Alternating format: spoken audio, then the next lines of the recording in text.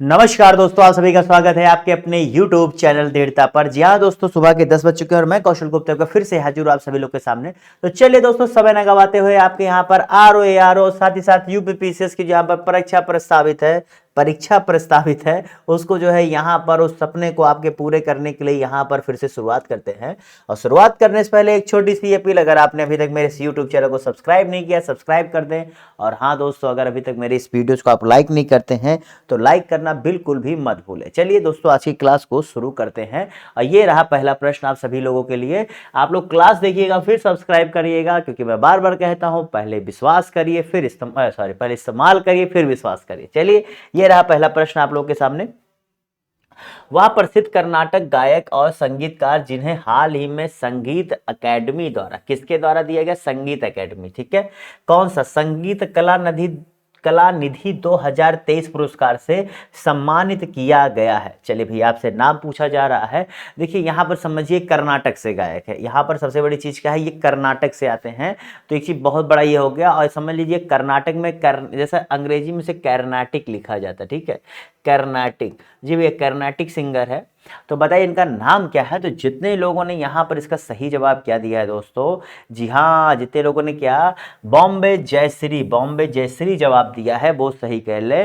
दरअसल जो आप देख रहे हैं ये जो है कर्नाटक के मद्रास म्यूजिक एकेडमी द्वारा दिया जाता है, जो कि इन्हें मद्रास म्यूजिक एकेडमी द्वारा भी जो है अवार्ड मिला हुआ है, ठीक है, जो कि कर्नाटिक सिंगर लोगों को मिलने वाला सबसे बड़ा पुरस्कार होता है, ठीक है।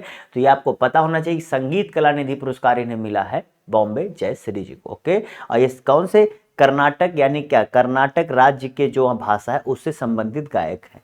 अगले प्रश्न की तरफ बढ़ते हैं। वह दक्षिण पूर्व एशियाई देश जिसके साथ भारत अब आरबीआई की पहल के अनुसार भारतीय रुपए में व्यापार करता है। आप लोगों को पता है धीरे धीरे क्या हो रहा है, खास करके ज्यादातर वर्ल्ड के जो कंट्रीज हैं वो ये ट्राई कर रहे हैं कि जो हम अपनी द्विपक्षीय व्यापार करते हैं उससे क्या हम जो है डॉलर के अलावा अन्य करेंसी में कर सकते हैं कि नहीं। देखिए उसका सबसे बड़ा बेनिफिट क्या होता है कि अगर मान के चलिए डॉलर की तुलना में उनकी करेंसी की वैल्यू कम है, मेरी बात समझिएगा, तो उनके लिए क्या होता है, नुकसानदेह होता है, क्योंकि उन्हें डॉलर में एक्सचेंज करना होता है। डॉलर में करने के बाद उन्हें नुकसान होता है। अगर वही दो अन्य देश जिनका डॉलर से कोई मतलब नहीं है वो आपस में किसी एक करेंसी पर व्यापार करने लगे, इससे क्या होगा, एक हाथ दो एक हाथ लो और एक करेंसी पे होगा, मतलब डॉलर की जगह वो करेंसी आ जाएगी और दोनों का व्यापार होगा। इससे उनका घाटा आपस में कम होगा। बहुत अच्छी चीज है, लेकिन ये करना बहुत आसान नहीं होता है। लेकिन ये वो कर सकते हैं जिनका आपस में व्यापार अच्छा हो, ठीक है, जिनका अच्छा व्यापार हो वो कर सकते हैं। तो चलिए दोस्तों, इसका बताइए इसका सही जवाब क्या है। तो जितने लोगों ने यहां पर इसका सही जवाब क्या दिया है, जी हाँ दोस्तों, मलेशिया ने भारत के साथ ये समझौता किया है कि जो अब हम व्यापार करेंगे वो अब रुपए में किया जाएगा, ठीक है। आपको पता है मलेशिया ठीक ठाक मतलब क्या कहते हैं, अपने आप में इकोनॉमी, छोटी सी देश है, आपको सब पता है। लेकिन उसने ये निर्णय किया है तो कहीं ना कहीं ये दोनों के लिए बहुत बेनिफिट होगा, ठीक है। धीरे धीरे आदमी देखिए डॉलर से हटना भी चाह रहा है, क्योंकि डॉलर आने के बाद बहुत हद तक उस पर अभी भी अमेरिका का बहुत हद तक कंट्रोल है, ठीक है। आप चलिए अगले प्रश्न की तरफ बढ़ते हैं। अगला प्रश्न है, केंद्रीय मंत्री जो नरेंद्र सिंह तोमर, इन्होंने हाल ही में राष्ट्रीय फसल बीमा पोर्टल पर किस नाम से, नाम समझिएगा, पोर्टल है, क्या नाम है, राष्ट्रीय फसल बीमा पोर्टल। तो यहां से एक प्रश्न बन सकता है कि राष्ट्रीय फसल बीमा पोर्टल का उद्घाटन किसने किया था? तो केंद्रीय कृषि मंत्री नरेंद्र सिंह तोमर जी थे, ठीक है, क्लियर, मंत्रालय आपको पता हो गया। इन्होंने किस नाम से एक नया मंच पेश किया? एक मंच इन्होंने पेश किया है जिसका उद्देश्य फसल बीमा का लाभ उठाने किसानों के बीच दावों का भुगतान तेजी से हो। आपको पता है प्रधानमंत्री फसल बीमा योजना जो लाई गई थी, जिसमें अगर आपके फसल होते उनका आपका इंश्योरेंस कराना पड़ता था और नुकसान होने पर बीमा कंपनियों द्वारा उसकी भुगतान कराई जाती थी, ठीक है।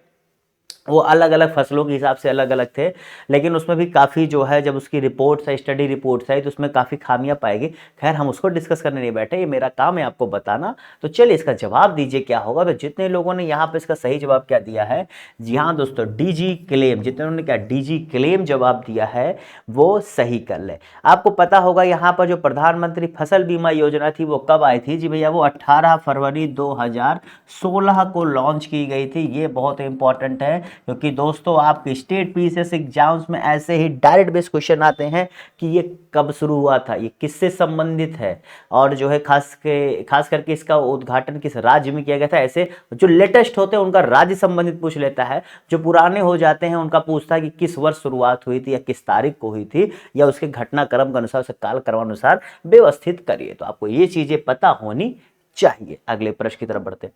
अगला प्रश्न है आर्थिक मामलों की मंत्रिमंडलीय समिति, यानी कि क्या है, कैबिनेट ऑफ इकोनॉमिक अफेयर्स, ठीक है। इन्होंने उत्तरी कोयल जलाशय परियोजना, ठीक है, के शेष कार्यों को, जी भैया, यानी कि जो काम इसमें बचा हुआ था, एक मंजूर कर दिया। अब पूछ रहा है कि इसमें संशोधित लागत राशि क्या है, अर्थात ये है कि उन्होंने ये कहा कि चलो जो काम बचा है उसे पूरा करो, लेकिन आपको पता है कि when things delayed it costly more than previous time, ये आपको पता है, यानी जब समय बढ़ता है तो जो आपको लागत लगती है वो पहले की तुलना में ज़्यादा लगती है। ये तो कॉमन सा फॉर्मूला है, ये तो आपको ही पता होगा। तो ये पूछ रहा है कि अब जो है बढ़ करके कितना हो गया, क्योंकि बढ़ेगा, घटेगा तो है नहीं, कभी घटा है बताओ। अगर उसी काम को तुम समय के साथ करोगे बढ़ेगा कि घटेगा, it's obvious it will raise, ठीक है। तो जितने लोगों ने यहाँ पर इसका सही जवाब क्या दिया है, बी, 2430.76 करोड़ रुपए जवाब दिया है, वो सही कर ले। जी भैया, ये आपके जो है लातेहर, जो आपके झारखंड के ये जो कोल जलाशय परियोजना, बेसिकली ये कोयल नदी है, ठीक है, उसी नदी पर ये बनाई जा रही है, जो आपके झारखंड के लातेहर डिस्ट्रिक्ट के पास जो है बनाई जा रही है। इसमें जो है क्या होगा, इसमें दरअसल जो है बांध भी बनाए जाएंगे, जिनका उपयोग क्या किया जाएगा, बिजली उत्पादन जैसे कार्यों में किया जाएगा। Okay, clear. चलो अगले प्रश्न की तरफ बढ़ते हैं।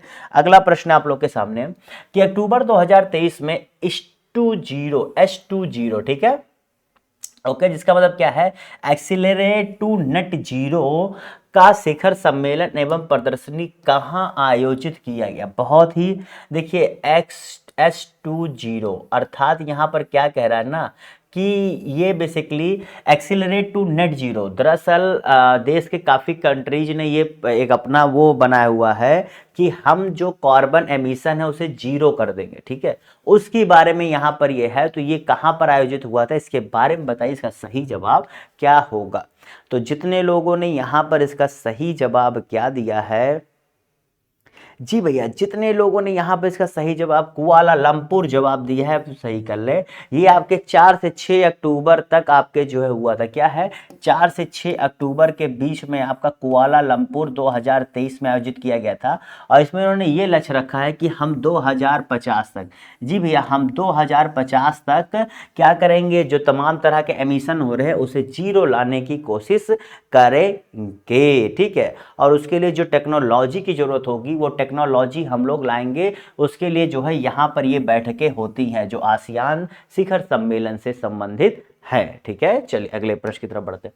अगला प्रश्न, निम्नलिखित में से किस जोड़े का मिलान सही नहीं है। यहाँ पर आपको देखिए तब ये सारी चीजें दी, बहुत आसान सा प्रश्न है। थोड़ा सा इन प्रश्नों को करने के लिए हमेशा, अगर आपको रटा हुआ है, कुछ लोग होते हैं जिन्हें चीजें रट जाती हैं, okay, otherwise just give it 30-40 seconds and repeat again. आपने एक बार पढ़ लिया, फिर से रिपीट करो। आई एम श्योर कि तुम्हें इसका जवाब मिल गया होगा, मिल गया होगा। मैं कह रहा हूँ हड़बड़ाओ मत, चीज़ें समझ में नहीं आ रही, क्योंकि होता है कुछ चीज़ें जब दिखती हैं तो पहले दिमाग में टेंशन देती हैं। Just forget it, just repeat it again, फिर से देखो क्या हो रहा है। जितने लोगों ने यहाँ पर क्या इबोला वायरस का चेचक जवाब दिया, जी भैया बिल्कुल ये गलत है। इबोला वायरस क्या है ना, ये चेचक से संबंधित रोग नहीं, इसमें क्या होता है, बहुत तरह की दिक्कतें होती है। और खास करके जो आप अफ्रीका कॉन्टिनेंट पे देखेंगे तो वहाँ पर ये सबसे पहले जो इसके सबसे ज़्यादा जो केसेज होते हैं वो अफ्रीका कॉन्टिनेंट पे ही देखने को मिलते हैं। अन्य कंट्रीज में भी होते हैं but not like Africa continent, ठीक है। क्यों, क्योंकि वहां पर इसका प्रसार बहुत ज्यादा देखा जाता है, ठीक है। चलिए अगले प्रश्न की तरफ बढ़ते हैं। अगला प्रश्न यहाँ पर अग्नि-4 प्रक्षेपास्त्र, जी भैया, यानी अग्नि-4 मिसाइल की बात कर रहा है। इसे पूछ रहा है कि कौन सा कथन जो है सही अग्नि-4 के बारे में। वेरी गुड क्वेश्चन, आपको पते होने चाहिए। क्यों, क्योंकि भैया ऐसे क्वेश्चन ही तो आपको ऊपर और नीचे लेकर आते हैं। तो चलिए भैया, कोड का प्रयोग करके आपको सही उत्तर चुनना है। बताइए इनमें से क्या है, 1, 1, 3, 2 3 1 2 3। बताइए इसका सही जवाब क्या होगा। या धरातल से धरातल तक, यानी कि क्या सरफेस टू सरफेस है। और मतलब इसमें क्या है, लिक्विड प्रोपेलेंट यूज होता है एज ए फ्यूल। ठीक है, मैं अंग्रेजी में क्यों बोलता हूँ, हिंदी तो आपको दिख रहा है ना, आपको कहीं कंफ्यूजन हो इसलिए मैं ट्राई करता हूँ। और इसकी मतलब जो है न्यूक्लियर वारहेड 7050 सॉरी 7500 किलोमीटर तक जो है मतलब इसकी रेंज होती है। तो my dear the right answer is C. Why? क्योंकि भैया देखो ये सॉलिड प्रोपेलेंट पे काम करता है, द्रव पर नहीं, ये भैया ठोस ईंधन पर काम करता है। और सबसे बड़ी चीज क्या है, एक मिनट माफ करिएगा, जस्ट गिव मी, इसका सही जवाब है एक। ठीक है, वो गलती से हो गया। देखिए ये इस पे काम करता है और इसकी जो क्षमता है वो 4000 किलोमीटर। कितनी भैया, 4000 किलोमीटर जो है इसकी कितनी क्षमता है, मतलब मारने की क्षमता है 4000 किलोमीटर। और सबसे बड़ी चीज क्या है कि ये जो है अग्निफोर ये 2 स्टेज है। यहाँ पर बहुत बार पूछा जाता है कितने स्टेज का है, तो ये 2 स्टेज का है। ठीक है, कुछ 3 स्टेज होते हैं, कुछ 2 स्टेज होते हैं, तो ये 2 स्टेज का है। ठीक है, ये क्लियर करना। इसका सही जवाब ए है, केवल एक सही है, बाकी दूसरे और तीसरे कथन गलत है। मैंने आपको एक्सप्लेन कर दिया, कुछ एक्स्ट्रा पॉइंट्स भी यहाँ पर बता दिए। इसी बात पे ठोको लाइक और सब्सक्राइब नहीं किया सब्सक्राइब करो। चलो फटाक से कर दो, अगले प्रश्न की तरफ बढ़ते हैं। प्रकाश का शून्यावकाश में वेग अनुमान है। चलिए भैया, अर्थात इस प्रश्न में पूछ रहा है what is the velocity of light in vacuum. Vacuum में प्रकाश की वेलोसिटी क्या होती है बताइए। बहुत ही आसान सा प्रश्न है, गलती आप करेंगे ऐसा मैं उम्मीद बिल्कुल भी नहीं कर सकता। तो जितने लोगों ने यहां पर इसका सही जवाब क्या दिया है माय डियर, जी हाँ 3 × 10⁸ होगा। ठीक है, 10⁸ होगा, वो सही कर ले। ठीक है, क्योंकि इसे जब आप टाइप करो ना तो that is not gonna seems like this, मतलब वो क्या होता है ना 10 के ऊपर 8 आता नहीं है, उसके लिए दिक्कत होती है। तो जिनको पता होगा वो समझ गए होंगे, जिन्हें नहीं पता था कोई बात नहीं, आप समझ अब गए होंगे। चलिए अगले प्रश्न की तरफ बढ़ते हैं। राष्ट्रीय जनसंख्या नीति 2000, जी भैया, यानी कि नेशनल पॉपुलेशन पॉलिसी आई थी आपकी कब, 2000 में। ओके चलिए, इन्होंने ये कहा था कि 2045 तक इन्होंने एक एम बनाया था कि भैया हम 2045 तक क्या करेंगे ना, जनसंख्या में स्थिरता ले आएंगे। लेकिन अब उन्होंने बढ़ा दिया क्योंकि अभी स्थिरता पहुंची नहीं, क्योंकि जो हमारे यहाँ पर टोटल रिप्लेसमेंट रेट और फर्टिलिटी रेट, रिप्लेसमेंट रेट क्या होता है कि मतलब जो जा रहे हैं उनके बदले जो आ रहे हैं उसका रिप्लेसमेंट रेट क्या है, तो अभी हम लोग 2 पॉइंट से आगे हैं, वो सही नहीं है। रिप्लेसमेंट रेट के लिए सबसे अच्छा चीज है 2। ठीक है, 2.0।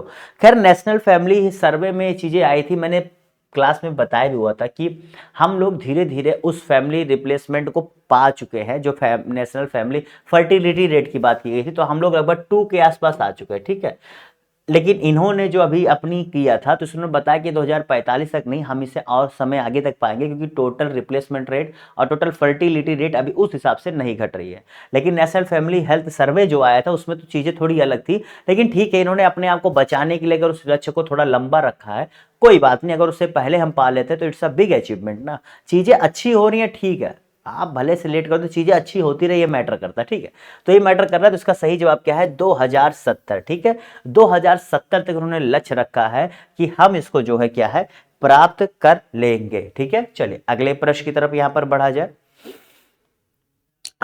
अगला प्रश्न यहां पर, हाँ, ये रहा कि भारत में जननांग इतिहास में महाविभाजन का वर्ष है। चलो यार ये तो आसान सा प्रश्न है, ये इतनी बार पूछा गया, आप बच्चों को जो थोड़ा भी पढ़ते होंगे तो रटा होगा, क्योंकि उन्हें पता है वेरी इंपॉर्टेंट। जी हाँ 1921, जी भैया, क्योंकि यहाँ पर क्या हुआ था, बहुत बड़ा जनसंख्या में, भारत की जनसंख्या में बहुत बड़ा उतार चढ़ाव 1921 वाले में देखा गया था। ठीक है, चलिए यहां पर आपको सूची दिया गया है, बताइए कौन सा वन किससे सुमेलित है, ये आपको जवाब देना। उष्णकटिबंधीय, शंकुवृक्ष, कक्ष वनस्पति, पतझड़ वन। बताइए इसका सही जवाब क्या होगा। जी हाँ दोस्तों, बताइए इसका सही जवाब क्या होगा। तो जितने लोगों ने यहाँ पर इसका सही जवाब क्या दिया, देखिए आप एक चीज समझिए, जो आपका उष्णकटिबंधीय होता है वो उष्णकटिबंधीय आपका साइलेंट वैली मिलेगा। ठीक है, जो शंकु वृक्ष वन है वो आपका दूसरे मिलेगा। तो पहले का चौथा और बी का वन कहाँ पर है, बी का वन पहले का चौथा, ठीक है। तो कहां पर आपको दिख रहा है बताइए। अच्छा सॉरी, पहले का चौथा बी का मैं उल्टा बोल रहा हूँ, मैं कह रहा हूँ मैं कहाँ से गलत हो रहा हूँ। जी हाँ, मैं गलत नहीं हूँ, मैंने सब सही किया, ये डी जवाब होगा, मैं बोल गलत रहा था, पहला नहीं दूसरा था यार, ठीक है। बाकी आप समझ ही गए होंगे, क्योंकि जब आप ये ऑप्शन देखे होंगे आपको खुद समझ आ गया होगा कि ये चीज़ें होती हैं। कच्छ वनस्पति से आप ये मत समझना कि राजस्थान होगा, सुंदर वन होगा, ठीक है। बहुत लोग इससे कंफ्यूज हो जाएंगे। क्लियर था ना, प्रश्न में तो कुछ ऐसा था नहीं, देखिए वो डायरेक्ट बेस प्रश्न, उसमें कुछ बताने की जरूरत नहीं है। अगला प्रश्न आप पूछा, निम्न कथनों पर विचार कीजिए और बताइए कि कौन सा कथन इन दोनों में से सत्य है। ठीक है, सत्य कथन आपको इन दोनों में से बताना है, तो बताइए इसका सही जवाब क्या होगा। केवल एक, केवल दो, एक और दो, ना तो एक ना ही दो, ठीक है। चलिए बताइए इसका सही जवाब क्या होगा। तो जितने लोगों ने यहाँ पर इसका सही जवाब क्या दिया, जी हाँ दोस्तों, इतनों को यहाँ पर क्या डी जवाब दिया वो सही कर ले। भाई साहब जी, पहला कथन जो कह रहा है ना, जस्ट अपोजिट है, India has the largest deposit of thorium. जी भैया, भारत में थोरियम का विश्व का सबसे बड़ा जो है क्या निक्षेप पाया जाता है, ठीक है। तो पहला कथन गलत है। दूसरा कह रहा है कि केरल की मोनाजाइट बालुका में यूरेनियम नहीं भैया, यूरेनियम नहीं बल्कि क्या थोरियम ही मिलता है। जिस हिसाब से यहाँ पर जिसको नहीं कह रहे वो थोरियम ही मिलता है। थोरियम आपके देश के 4-5 राज्यों में बहुत ही अच्छे पैमाने पर पाया जाता है।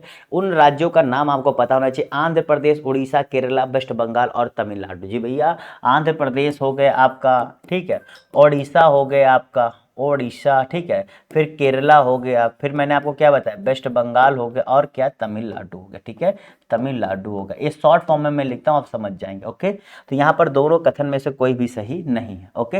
लेकिन क्या है ना, भारत के पास थोरियम तो है, थोरियम से ही यूरेनियम बनता है, लेकिन भारत अपने थोरियम को यूज ही नहीं कर रहा है, क्योंकि देखो प्रॉब्लम क्या है ना, दो चीज है। एक तो सही से खनन कैसे किया जाए, इसकी प्रॉब्लम है। प्रॉब्लम है कि इंडिया के पास उसकी सही तरीके से खनन करने की अभी वो पद्धति नहीं है, इसलिए वो अभी प्राइवेट से थोड़ा कर रहा है अपना कि कैसे निकाला जाए, लेकिन वो सोच रहा है जो आ रहा आ जाने दो, क्योंकि देखो थोरियम को हम जब उपयोग करने में थोड़ा सा प्रॉब्लम है कंपेयर टू यूरेनियम, इसलिए वो जो है इंपोर्ट करने पे ज़्यादा फोकस कर रहा है। अगले प्रश्न की तरफ बढ़ते हैं। निम्नलिखित में से कौन सा सतत विकास लक्ष्य भारत में 2030 तक सभी के लिए क्या पानी की उपलब्धता और इसके अस्थायी प्रबंधन को लक्षित करता है। यानी कि कह रहा है जो पानी की उपलब्धता और उसके अस्थायी प्रबंधन से संबंधित है, तो कौन सा, SDG 6, SDG 7, SDG 8, SDG 9। तो चलिए इन चारों को यहाँ पर डिटेल में हम लोग पढ़ेंगे, तो बताइए इसका सही जवाब क्या है। तो जवाब तो इसका सही है SDG 6। जी भैया, 6 बात करता है इसके बारे में, वही 7 क्या करता है, जो आपकी क्लीन एनर्जी की बात करती है। जी भैया, 7 आपका क्या है, क्लीन एनर्जी की बात करता है कि किस प्रकार हमें जो है साफ और क्या कहते हैं उचित दाम पर एनर्जी मिल सके। वहीं SDG 8 क्या बात करता है, SDG 8 आपको ये बताता है कि इकोनॉमिक ग्रोथ हो और कैसा हो, जो सभी के लिए अच्छा हो, ठीक है। मतलब ये कहता है कि सस्टेनेबल इकोनॉमिक ग्रोथ हो, यानी कैसा, सतत विकास हो, ठीक है, सस्टेनेबल हो, और क्या करते हैं साथ ही साथ ग्रोथ के साथ साथ क्या हो, जो काम कर रहे हैं उनके लिए क्या है, उनके लिए जो है डिसेंट वर्क। जी भैया, सभी को क्या है, डिसेंट वर्क मिल सके, ऐसा भी बात इसमें किया जाता है। देखिए इंडिया के साथ प्रॉब्लम क्या है, इंडिया ने जो है क्या किया कि सर्विस सेक्टर में अच्छा कर लिया, लेकिन सर्विस सेक्टर में दिक्कत क्या है ना, आप इतनी बड़ी पॉपुलेशन को नहीं खपा सकते, उसके लिए मैन्युफैक्चरिंग सेक्टर बहुत बड़ा हेल्पफुल होता है, जो चाइना ने किया। चाइना ने सर्विस ज़्यादा मैन्युफैक्चरिंग पर ध्यान दिया, इसी का रीजन क्या हुआ कि वहां पर उतनी बड़ी आबादी को भी उसने उसमें क्या खपा दिया। खपा दिया मतलब क्या है, पूरा यूजफुल कर लिया, ठीक है, खपा दिया, it's the word of useful मतलब यूज कर लिया, ठीक है। और SDG 9 आपका क्या है, SDG 9 आपका जो है यहाँ पर क्या बात करता है भैया, कि जो आपका इंडस्ट्री है, इनोवेशन है और इंफ्रास्ट्रक्चर है, इसके बारे में चर्चा करता है, ठीक है। इंडस्ट्री, इनोवेशन एंड इंफ्रास्ट्रक्चर, यानी कि ट्रिपल I के बारे में SDG 9 बात करता है, ठीक है। क्लियर, चले अगले प्रश्न की तरफ बढ़ते हैं। देखिए भैया, इतनी बड़ी आबादी को सब सर्विस सेक्टर में क्या होगा, देखो सर्विस सेक्टर क्या होता है ना, ये बेसिकली व्हाइट कॉलर जॉब आप समझ लीजिए, वो ज़्यादा होता है, आप ज़्यादा देख रहे होंगे, इसलिए इंडिया को BPO सेंटर भी कहा जाता है, क्योंकि यहाँ पर BPO टाइप के जॉब्स ज़्यादा हैं, लेकिन उसमें इतनी बड़ी आबादी को समा पाना मुश्किल है यार, क्योंकि एक व्यक्ति जो है दिन भर में 50-60 लोग क्लाइंट को आसानी से हैंडल कर सकता है ना, तो उसके लिए इतनी ज़्यादा ज़रूरत क्या होती है। पारिस्थितिकी तंत्र की उत्पादकता को प्रभावित, देखिए जो इसने क्या कर रहा है, प्रभावित कर रहा है या इसे कंट्रोल कर रहा है, इन दोनों के बारे में पूछ रहा है। वो फैक्टर कौन सा है जो बहुत महत्वपूर्ण होता है? जी भैया, वह कौन सा फैक्टर होता है जो बहुत महत्वपूर्ण होता है? ये सौरिक होगा, या होगा, था नहीं होगा, ठीक है, या होगा, हाँ, वरना आप कंफ्यूज हो जाएं कि यहाँ पर क्या है, ज्वार, जलीय प्रवाह, जीवाश्म ईंधन या सौरिक विकिरण। तो यहाँ पर आपके सामने प्रश्न है, बताइए इसका सही जवाब क्या होगा। बहुत ही आसान सी बात है। देखिए, ज्वार तो किसी हालत में नहीं होगा जो पूरी इतनी बड़ी चीज को प्रभावित कर सके। वो एट अ स्मॉल पॉइंट पे एक फैक्टर हो सकता है, नो डाउट, बट सर्वाधिक महत्वपूर्ण की बात करा तो this is not gone not true. Okay, जलवायु प्रवाह, नो, क्योंकि फिर एक फैक्टर हो जाएगा। ये क्या, जीवाश्म ईंधन, नो। तो राइट आंसर इज सौरिक विकिरण। जी भैया, सोलर रेडिएशन। आपको पता है कि सोलर रेडिएशन अगर एक हफ्ते के लिए सूर्य अपनी रोशनी ना दे तो क्या हो जाता है, ठीक है। आप ठंडियों में देखते हैं चीजें आपको एक हफ्ते में ही दिखने लग जाती है अपने आसपास में, बट थोड़ी चीजें जब सुधरती हैं तो फिर से चीजें अपने आप आ जाती हैं। तो इसको आप समझ ही सकते हैं। अगला प्रश्न है, किसी भी बायोम में प्राणी जीवन, ठीक है, उसकी क्रियाशीलता की तीव्रता और उसकी संख्या, ये किस पर निर्भर करते? चलिए, बहुत ही आसान सा जवाब इसका होना चाहिए। इस प्रश्न को समझने की कोशिश करिए। अर्थात कह रहा है बायोम क्या होता है, बायोम में वेरी ह्यूज थिंग, जिसमें सारी चीजें आती हैं। वहां पर अगर कोई व्यक्ति जीवित है, ठीक है, उसकी क्रियाशीलता की तीव्रता मतलब अपने कामों को या उससे संबंधित चीजों में जो फास्ट चीज है वो कैसे हो रही है, या उसकी संख्या घट रही है, बढ़ रही है, तो इन सारी चीजों को किस फैक्टर के आधार पर आप डिसाइड करेंगे? वहां की बायोम विशेष की वनस्पति संरचना पर, यानी कि वहां पर किस प्रकार के वनस्पतियां वो बहुत फैक्टर करती हैं, या फिर वहां की चारों, वहां पर जो पूरा बायोमास स्थित है वो सारी चीजों को आप देखते हैं, क्योंकि एक बायो में बायोमास मैटर करता है, पढ़े होंगे तो, या फिर जातियों के संगठन में, यानी कि जो वहां पर ग्रुप्स हैं, वहां पर जो अन्य क्लासेज हैं, वर्ग हैं, उनकी पूरी चीजों पर। तो देखिए दोस्तों, वहीं तीसरा, चौथा ऑप्शन क्या दे रहा है? चौथा ऑप्शन इन तीनों चीजों को इकट्ठा कर दे रहा है। तो भैया, हर एक फैक्टर अपने आप में इंपॉर्टेंट, इसलिए इसका सही जवाब डी हो जाएगा। हर एक फैक्टर अपने आप में इंपॉर्टेंट है। अब जैसे आप शंकुधारी वन को अगर आप उष्णकटिबंधीय स्थान पे ले आओ तो वहां का बायोम तो प्रभावित होगा ना, क्योंकि जो चीजें जरूरत है उष्णकटिबंधीय के लिए वो हम शंकुधारी वन को वहां ला करके क्या फायदा, उतने ऊंचे पेड़ों की जरूरत ही नहीं। पहली बात, उस तरह के पेड़ यहाँ जरूरत ही नहीं होंगे, क्योंकि यहाँ छाया की जरूरत होगी ना दोस्तों, यहाँ छाया की जरूरत है, वो छाया वो देंगे नहीं, तो ये भी एक परेशानी करेगा। अब बायोमास मतलब ठंड, जहाँ बहुत ठंड होती है वहाँ बायोमास कम होगा कंपेयर टू जहाँ गर्म होता है, तो फिर वो भी डिपेंड करेगा। और जातियों के संगठन पे, जी भैया, अब जहाँ पर जैसे समुद्र का ले लो, वहां पर क्या है, बड़ी मछली छोटी मछली खाती है। अब बड़ी मछली कौन, उससे बड़ी मछली खाती है, ठीक है, बात समझ रहे। अब मछलियों क्या, इंसान भी खाता है, मगरमच्छ खाते हैं, ये पूरा सर्कल एक बना हुआ है। तो वहां के जातियों के संगठन पर भी ये चीजें डिपेंड करती हैं। अगले प्रश्न की तरफ बढ़ते हैं। भारत में निम्नलिखित क्षेत्रों में कौन से जो है जैव विविधता की दृष्टि से उत्तेजनशील स्थल माने जाते हैं? यानी कि ये बात कह रहा है हॉट स्पॉट एरिया, बेसिकली अंग्रेजी में उसे कहते हैं हॉट स्पॉट, ठीक है। उत्तेजनशील का मतलब है हॉट स्पॉट एरियाज, जो है आपके बायोडाइवर्सिटी हॉटस्पॉट एरिया कौन सा? तो जितने लोगों ने यहां पर इसका सही जवाब क्या दिया है, जी भैया, तो ने क्या ऑप्शन गलत है, एक मिनट, तो बताइए इसका सही जवाब क्या होगा। देखिए, एक तो पश्चिमी घाट तो आपका होता है, तीसरा तो होगा, और उसके बाद क्या होता है? तो जितने लोगों ने यहाँ पर इसका सही जवाब क्या दिया, पहला, हाँ भैया, पूर्वी हिमालय और पश्चिमी घाट, ठीक है। पूर्वी घाट तो नहीं होता, मैंने शायद आपको ये बता दिया था, ठीक है, मैं थोड़ा सा पीछे, ये भी नहीं होता, क्लियर। पूर्वी हिमालय कहाँ है, कहाँ है पूर्वी हिमालय? आपका इधर है, नॉर्थ ईस्ट साइड में। पश्चिमी कहाँ है? जो आप वेस्टर्न घाट देख रहे हैं, ये आपका माना जाता है, ठीक है। चलिए अगले प्रश्न की तरफ बढ़ते हैं। आप में भैया बेसिक पूछा था, बहुत डिटेल में जाने का मतलब है, क्योंकि आपको मैं कंफ्यूज नहीं करना चाहता। अब हॉटस्पॉट का मतलब क्या होता है ना, जहां पर चीजें जो है थोड़ा सा मतलब क्या कहते हैं, क्रिटिकली इंडेंजर्ड चीजें ज्यादा हो, या वहां पर बहुत ज्यादा छेड़छाड़ करना आपको नुकसानदेह हो सकता है, उसे हॉटस्पॉट कहते हैं, ठीक है, ये समझिएगा। किसने सर्वप्रथम बायोडायवर्सिटी शब्द का प्रयोग किया था? चलिए, बहुत ही आसान सा प्रश्न है, इसको बताओ। अगले प्रश्न की तरफ पढ़ते बताइए। चलिए फटाफट जवाब दीजिए, बताइए क्या होगा। तो जितने लोगों ने यहाँ पर इसका सही जवाब क्या दिया है, वॉल्टर जी रोशन, जितने क्या वॉल्टर जी रोशन जवाब दिया, सही कर ले। अगला प्रश्न है, धुआं में आंखों को प्रभावित करने वाला कौन सा शक्तिशाली जो है उत्तेज होता है? माय डियर, देखो मैंने ये प्रश्न कराया हुआ है, मुझे अभी भी याद है, तो बताओ इसका सही जवाब क्या होगा। तो जितने लोगों ने यहाँ पर इसका सही जवाब क्या दिया, याद करो, मैंने यही प्रैक्टिस सेट में कराया हुआ है, पेरोक्सीटाइल नाइट्रेट। जी भैया, जो धुआं उड़ता है उसे पेरोक्सीटाइल नाइट्रेट जो होता है, जो आपकी आंखों में आने के बाद आपकी आंखों क्या होता है, जलन पैदा करता है, फिर आंखों से आंसू गिरने लगते हैं।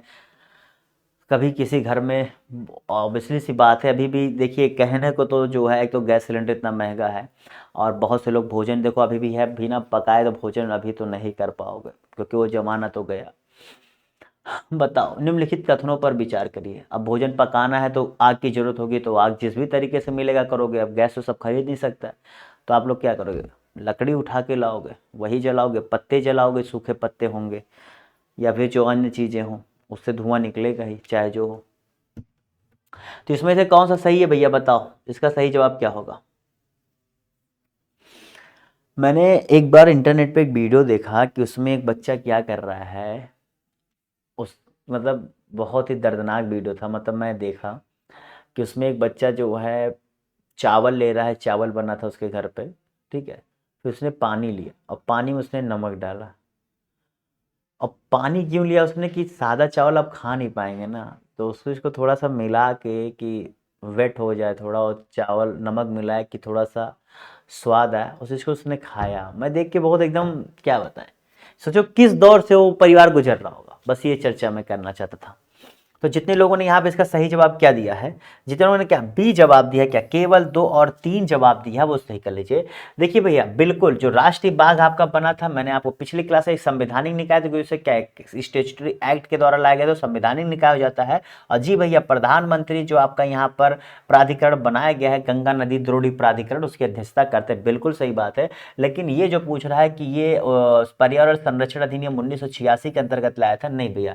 देखिए, इस बोर्ड की स्थापना 1962 में हुई थी, और इसको जो है लाया गया था 1960 में, एक्ट आया था, जिस एक्ट के अंतर्गत ये कहा गया था कि पशु क्रूरता जो हो रहा था उसको रोकने के लिए नियम लाए गए थे। उस नियम के अंतर्गत इसकी जो है बोर्ड की स्थापना की गई थी। इसमें कुल जो है आपके 28 सदस्य होते हैं, जिसमें से 22 और 6 सांसद होते हैं, ठीक है, इसमें जो आप इस बोर्ड को आप लोग देख रहे हैं, ठीक है, क्लियर, समझ गए।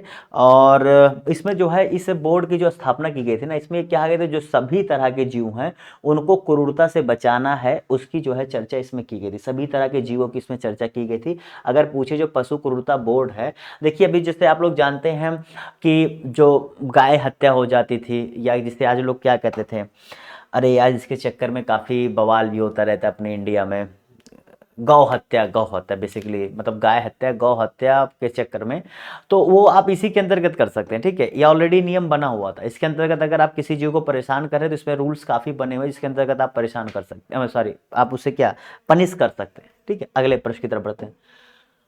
अगला प्रश्न है कि कनिष्क के समकालीन, कनिष्क आपको पता होगा, जी भैया, कनिष्क कौन था, बौद्ध संगीति, चौथा याद करो, कश्मीर, आया, बताइए, अपना उत्तर चुनिए, बताइए इसका सही जवाब क्या होगा। अश्वघोष, वसुमित्र, मालीदास, या फिर कंबन, बताइए यहाँ पर इसका सही जवाब क्या होगा। चलिए भैया जवाब दीजिए, बताइए इसका सही जवाब क्या होगा। Very good answer is what. चलिए इतना आपको बताना है। तो जितने लोगों ने यहाँ पर इसका सही जवाब क्या जवाब दिया, वैसे यहाँ मालीदास नहीं कालीदास होगा यार, क्योंकि मालीदास तो मेरे नाम ही नहीं सुना, ठीक है। बताइए, तो वैसे भी मेरे हिसाब से अगर आप जान भी लेंगे तो कोई वो विशेष फायदा नहीं था, क्योंकि इसका जो जवाब था वो बहुत ही अच्छा था। और क्या था भैया, सी, क्या था, 1 और 2, जी भैया, अश्वघोष और आपका क्या नाम था, वसुमित्र, अश्वघोष और वसुमित्र नाम था। आपको पता है अश्वघोष जी का जो है जन्म आपके साकेत, जो आज के डेट में अयोध्या है, वहीं पर हुआ था, ठीक है, क्योंकि अयोध्या बहुत न्यूज में है इसीलिए। और कालिदास से पहले दरअसल ये संस्कृत के भी अच्छे ज्ञाता थे, और ये क्या देखो, ये बौद्ध से धर्म से संबंधित रखते थे, लेकिन ये संस्कृत के बहुत अच्छे ज्ञाता थे, और ये कालिदास से पहले जो है संस्कृत के अच्छे ज्ञाता माने जाते हैं, ठीक है।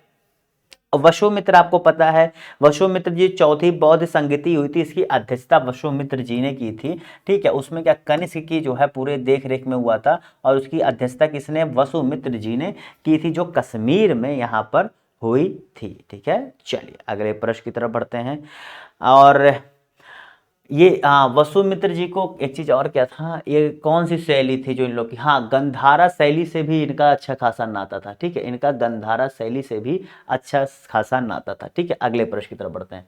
अगला प्रश्न, निम्नलिखित युगों में से कौन सा एक भारतीय षड दर्शन, जी भैया जो सिक्स फिलोसफी ऑफ हिंदुज्म है उनकी बात कर रहा है। ठीक है, तो बताइए यहाँ पर कौन सा इन चारों में से नहीं है। बेसिकली इनमें से 8 दिया है, तो 8 में से 6 है, 2 नहीं है। बताओ कौन सा नहीं, इसका सही जवाब क्या होगा बताइए।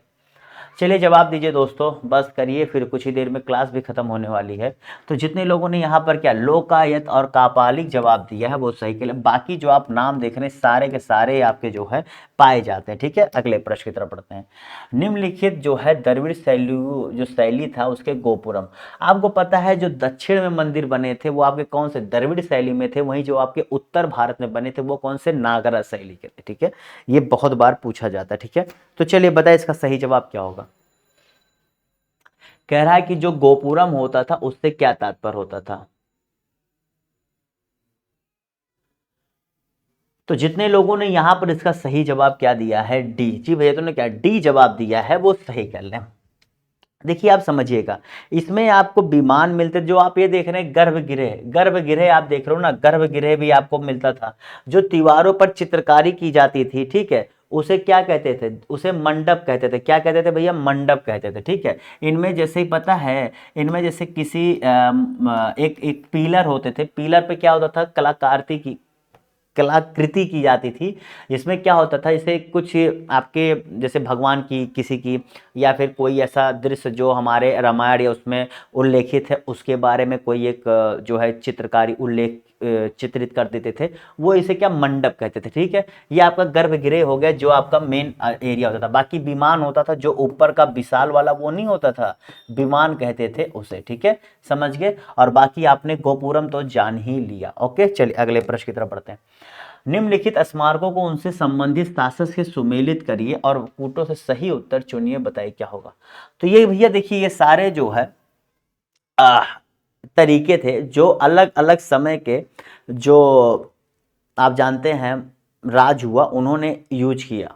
ठीक है, तो दोहरा गुंबद, अष्टभुजीय मकबरा, सत्य मेहराबीन मकबरा, या फिर जो है आपका क्या है गोल गुंबद, बताइए इसके बारे में आपको क्या यहाँ पर दिखाई दे रहा है। ठीक है, मेहराबिए मकबरा, तो बताइए इसका सही जवाब दीजिए, बस फिर थोड़ी देर में क्लास को भी यहाँ पर खत्म करेंगे, तो जवाब दीजिए।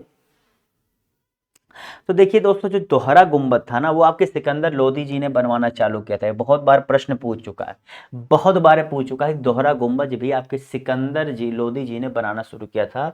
वहीं आपका जो है अष्टभुजीय मकबरा कौन है, शेरशाह जी ने बनाया। तो पहले का चौथा, दूसरे का एक कहाँ है आप देखिए, तो केवल और केवल आपके बी में मिल रहा है, तो यही इसका सही जवाब हो जाएगा। बाकी जो है सी का 3 हो जाएगा और डी का 2 हो जाएगा। जिन्होंने गोल गुम्बद किसने, मोहम्मद आदिल शाह जी ने शुरुआत की थी, और सत्य मेहराब भी ये जो मकबरा थे वो कल बलबन जी ने बनवाए थे।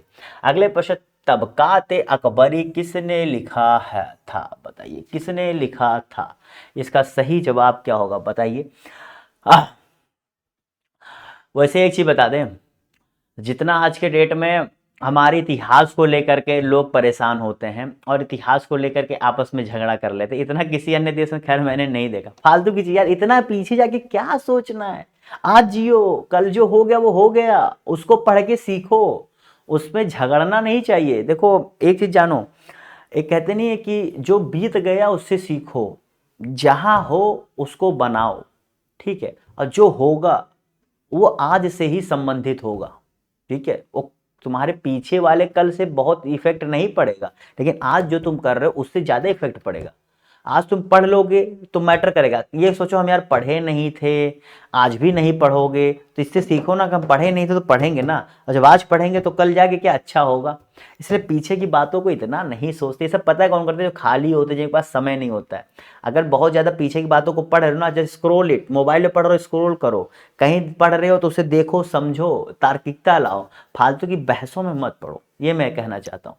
तो यहाँ पर तबकात अकबरी के बारे में पूछा जाए तो जितने लोगों ने यहाँ पर इसका सही जवाब क्या दिया है, वेरी गुड। यहाँ पर जितने लोगों ने क्या डी जवाब दिया है, निजामुद्दीन अहमद जवाब दिया जी भैया, क्या निजामुद्दीन अहमद जवाब दिया है, वो सही कर ले। ठीक है, दरअसल इसमें जो है जो मुस्लिम रूल था उसके बारे में, जो मुस्लिम साम्राज्य का आपको यहाँ पर था, तो मुस्लिम रूल के बारे में यहाँ पर जानकारी मिलती है। और जो ये नाम आप देख रहे हो निजामुद्दीन अहमद, इन्हें जो है मीर बख्शी की जो है पोस्ट भी दी गई थी, मीर बख्शी की पोस्ट दी गई थी, अकबर के द्वारा जो है दी गई थी। और इसे अगर आप देखोगे तो ये जो है ये भी जो है तीन वॉल्यूम में, कितने 3 वॉल्यूम में तबकात ए अकबरी जो है आपको देखने को मिलता है। ठीक है, ये आपको पता होना चाहिए। और देखो इसमें अकबर जी के बारे में भी बहुत कुछ जानने को मिलता है तबकात ए अकबरी में। और जैसे आपको पता है यहाँ पर अबुल फजल जी ने क्या लिखी थी, अबुल फजल जी ने यहाँ पर क्या अकबरनामा लिखा था, तो आपको पता होगा ना, जिसमें बहुत सारी जानकारियां मिलती हैं।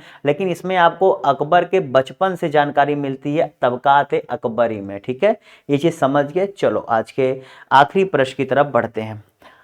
दरअसल इसमें अगर एग्जैक्ट मैं आपको बताऊं कब से कब तक जानने को मिलता है, तो 1193 से लेके 1534 तक की जानकारी इसमें मिलती है। ठीक है, क्योंकि आप सोचो कि इतना साल ये जीवित थे, नहीं भैया इतने साल ये जीवित नहीं थे, लेकिन उन्होंने चीजों को जाना था 1594। ठीक है, करीब 200 साल की जानकारी मिलती है।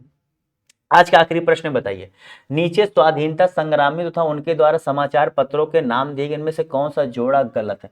चलो बताओ, गलत जो है वही सही, इसका सही जवाब बताओ, क्लास को खत्म करते हैं। बताइए, जो जोड़ा गलत है वही आपका सही है। बताइए, होता है कभी कभी तो होता है। और भैया क्लास अच्छी लगी हो तो आप सब्सक्राइब कर देना और लाइक जरूर कर देना दोस्तों, अगर क्लास अच्छी लगी हो। और बहुत जल्द भैया शाम के 6 बजे वाली जो मैं आपको चीज़ें बता रहा हूँ, क्योंकि जो है वो आपके लिए शुरू हो जाएंगी, जहां आपके सब्जेक्ट वाइज चीज़ों को मैं बहुत ही विधिवत तरीके से कंप्लीट कराने की कोशिश करूंगा। तो जितने लोगों ने इसका सही जवाब क्या दिया, महात्मा गांधी का द पाइनियर, वो सही कर लें। देखिए भैया, महात्मा गांधी बेसिकली 4 समाचार पत्रों से इनका संबंध था। कौन से 4 समाचार पत्रों से था? लेकिन द पाइनियर अगर आप पूछोगे तो द पाइनियर 1965 में जो है किसी विदेशी द्वारा शुरू किया गया था, जो आपके इलाहाबाद में इसकी शुरुआत हुई थी। कहाँ पर? इलाहाबाद में इसकी शुरुआत हुई थी। ठीक है, ये चीज़ क्लियर कर लेना। और महात्मा गांधी जी आपको पता है 4 निकालते, एक तो था इंडियन ओपिनियन, एक था यंग इंडिया, एक था नवजीवन, और एक था आपको क्या हरिजन। हरिजन, नवजीवन, यंग इंडिया और क्या था इंडियन ओपिनियन। ठीक है, क्लियर। चलो इसी के साथ इस क्लास को ही समाप्त करते हैं। क्लास अच्छी लगी हो फिर से एक बार लाइक नहीं किया, लाइक कर दे, कमेंट करके बताए क्लास कैसी लगी। कोई भी दिक्कत हो तो मैं आपको अपना कॉन्टैक्ट नंबर दे चुका हूँ, वहाँ पर आप मुझसे कॉन्टैक्ट कर सकते हैं। साथ ही साथ अन्य क्लासेज जो यहाँ पर शुरू होने वाली है, उसको अगर आप पढ़ना चाहते हैं, अपने री एग्जाम को अच्छा करना चाहते हैं, और साथ ही साथ अपने भविष्य को सुनहरा बनाना चाहते हैं, तो यूट्यूब चैनल को सब्सक्राइब करना मत भूलेगा। और हाँ दोस्तों, कितना जवाब सही हुआ देख लेना, शॉर्ट नोट्स बनाए कि नहीं देख लेना, और रिवीजन करना मत भूलना सोने से पहले। तब तक के लिए good bye, have a good day, bye bye, tata, see you. फिर मिलेंगे आप सभी से अगली क्लास में।